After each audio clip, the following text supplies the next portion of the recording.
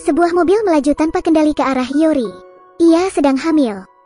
Tapi sudah terlambat untuk lari. Ia memegang perutnya lalu berbalik.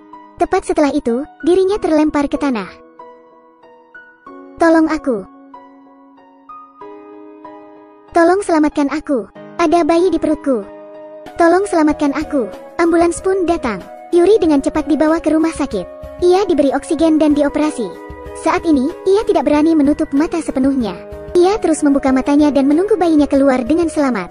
Setelah mendengar tangisan bayinya, barulah ia merasa lega dan benar-benar menutup matanya. Namun, ia tidak pergi. Ia berubah menjadi roh dan selalu mengikuti putrinya, Sewo. Mengantar Sewo ke sekolah pada siang hari, menonton televisi di sore hari, menjaga Sewo saat tidur di malam hari. Ketika tidak ada yang bisa dilakukan, Yori kembali ke rumah duka, masuk ke dalam guci abunya, dan peringatan kematiannya selalu menjadi hari yang paling membahagiakan baginya.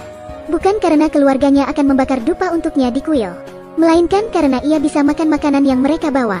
Bahkan bisa mengatakan sesuatu kepada mereka melalui cenayang. Lain kali, tolong bawakan aku alkohol juga. Tapi dirinya lupa sesuatu, bahwa hari itu juga hari yang paling menyedihkan bagi keluarganya. Sang ayah tidak mampu menahan air matanya saat melihat foto Yori. Yori juga merasa kasihan melihat ayahnya seperti itu. Tapi ibunya berkata, "Apa kau menangis? Dia pergi sebelum kita. Untuk apa menangis?"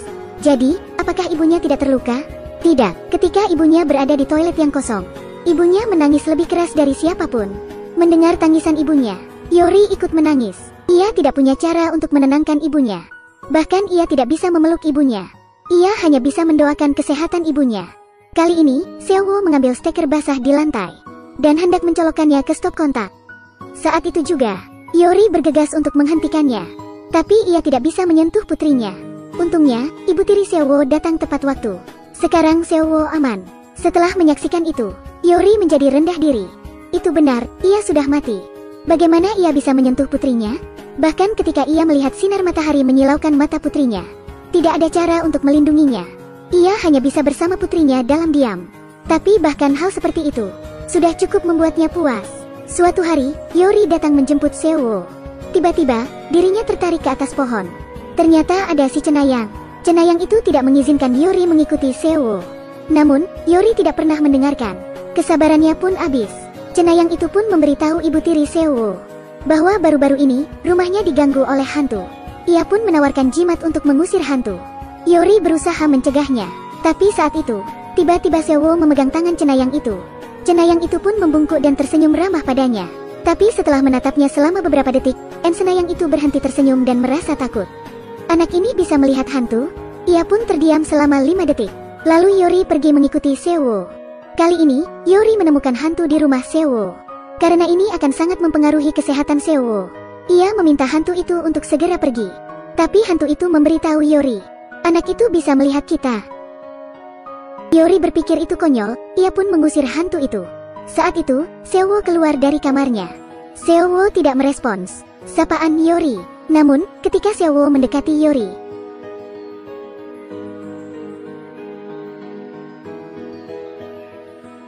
ia melangkah ke arah lain. Apakah ia benar-benar bisa melihat hantu? Sewo.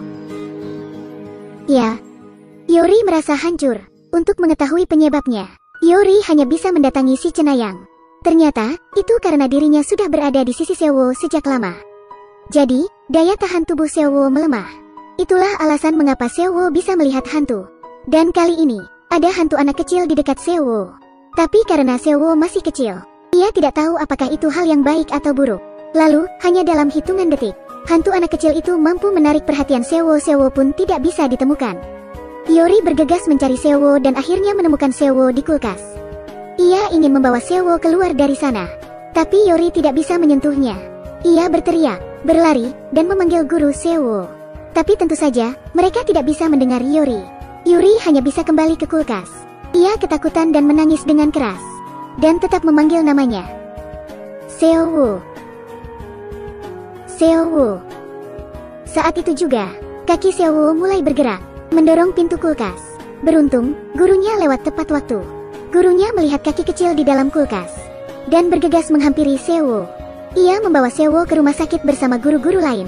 Beruntung, semuanya baik-baik saja. Tapi ada sesuatu yang aneh. Anak-anak tidak tahu di mana dapur sekolah. Bagaimana Xiaowu bisa masuk ke kulkas? Hanya Yori yang tahu. Karena sebelum ia menemukan Xiaowu, ia melihat hantu anak kecil itu berlari keluar dari dapur. Hantu anak kecil itu yang mengajak Xiaowu ke sana. Xiaowu bisa melihat hantu. Itu semua karena Yori berpikir bahwa dirinya berbahaya bagi putrinya. Yori tersungkur dan menangis. Yori pun pergi dengan putus asa. Melihat semua orang di sekitar sangat bahagia. Di setiap wajah ada senyum cerah. Seperti di dunia ini, hanya dirinya yang paling menyedihkan. Ia pun duduk di tanah. Ia kesal karena hidup ini sangat tidak adil.